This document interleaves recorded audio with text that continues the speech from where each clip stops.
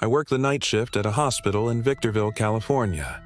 The hours are grueling, 12-hour shifts, sometimes 4 nights a week. By the time I clock out and leave, the world outside feels as though it's submerged underwater. I'm so exhausted that I can barely keep my eyes open, and everything feels like it's moving at a sluggish pace. One particular morning in late July 2022, the sun was already blazing when I finished my shift. I grabbed a stale coffee from the vending machine, said my goodbyes to the few coworkers who were still dragging themselves around, and began the long drive home. My apartment is about an hour away, tucked out on the outskirts of Barstow, where the desert stretches endlessly and the highway is always quiet. Usually, the drive helps me unwind, with the windows down and the music humming softly in the background. It's a monotonous stretch of road with nothing for miles. No gas stations, no stores, not even a cell tower. Just sand, rocks, and the shimmering heat that rises from the asphalt. But on this particular morning, the piece of the road would soon be shattered. About halfway through the stretch, my car's temperature gauge began creeping higher. I tapped the dashboard as if doing so would somehow help. The air conditioning sputtered, releasing only hot air, and then a warning light blinked on. The engine was knocking. I immediately pulled over to the shoulder and turned off the ignition, but the car's hood was already radiating heat in thick, shimmering waves. At first, I wasn't too worried. I figured I'd give the car some time to cool down, maybe pour some water into the radiator once it settled. I popped the hood and stepped out of the car, immediately regretting that the searing heat of the sun hit me like a hammer. The sweat was instant. I checked my phone. No service. Typical. The water bottle I had was nearly empty from my drive, lukewarm at best. I leaned against the driver's door, squinting down the road, but there wasn't a single car in sight in either direction.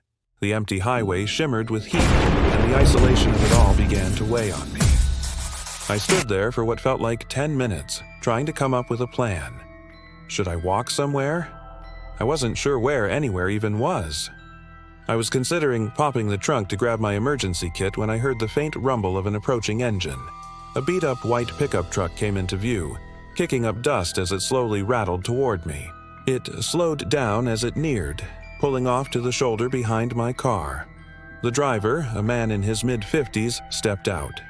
He wore a ball cap, aviator sunglasses, work boots, and jeans stained with grease.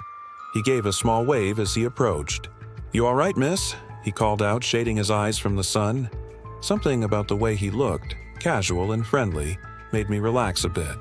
He didn't seem threatening. He was just some good old boy willing to help. Still, I stayed close to my car, keeping one hand on the door handle.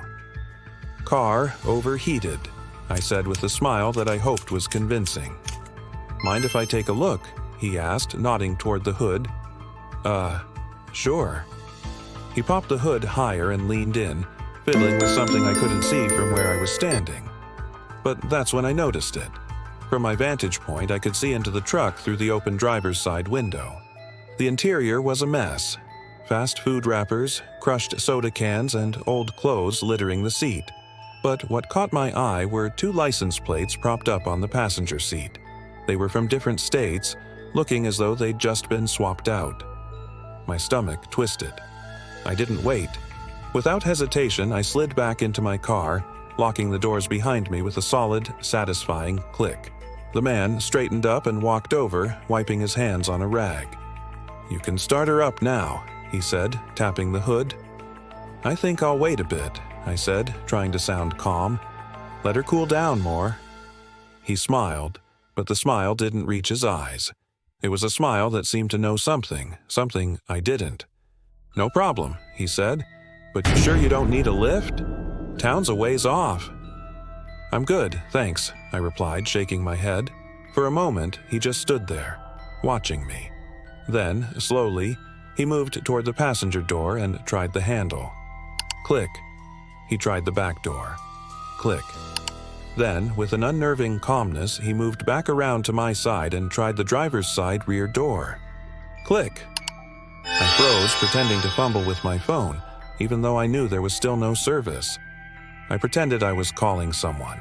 He knocked lightly on my window, his voice coming through low and menacing. "You know, there's bad people out here.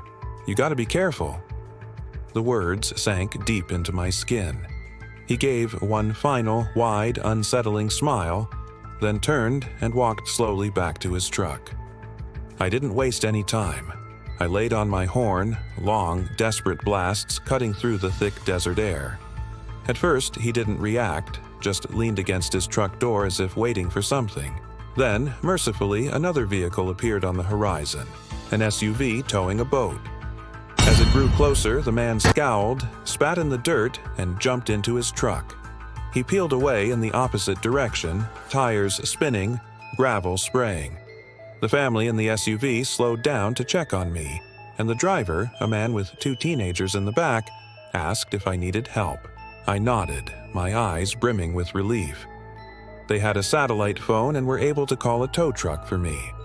I stayed parked between their car and mine until the tow truck arrived. When I finally made it home, I filed a police report. They asked for a description of the man in his truck. I mentioned the license plates in the cab. The officer exchanged a glance with his partner and then told me that there had been a rash of similar incidents in isolated areas like the one where I had broken down. The same scenario: lone woman, broken down car, and a good Samaritan who wasn't actually interested in fixing anything. Sometimes the women were never seen again. Other times, only the cars were found. I gave them all the details I could remember: his face, the truck, the plates, but I never found out if they caught him. They didn't tell me. For weeks after, I jumped every time a car slowed near me. I bought a new car. I avoid that stretch of highway unless I absolutely have to. And even then, my trunk is packed with emergency supplies, my phone loaded with offline maps, and a crowbar tucked under the seat. I also trust my instincts now.